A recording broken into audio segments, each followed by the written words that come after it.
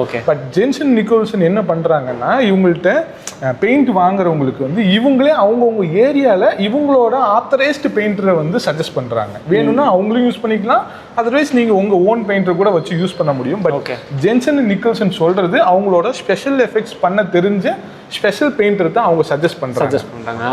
அப்போ இது வந்து பார்த்தீங்கன்னா என்னோட ஹாலு, லாபி ஏரியா எங்கே வேணால் நான் யூஸ் பண்ணிக்கலாம். எங்கே வேணால் யூஸ் பண்ணிக்கலாம். பட் இது கொஞ்சம் ரெகுலர் பெயிண்ட்டை விட எக்ஸ்பென்சிவ் தான்.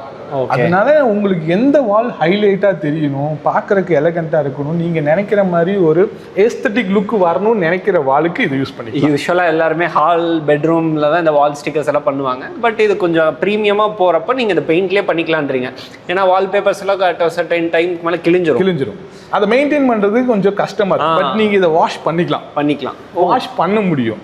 பெயிண்டில் அதாவது வால்பேப்பரில் நீங்கள் வாஷ் பண்ண முடியாது. பட் இதில் வந்து வாஷ் பண்ணிக்கலாம், க்ளீன் பண்ணிக்கலாம். க்ளீனிங் ரொம்ப ரொம்ப ஈஸி.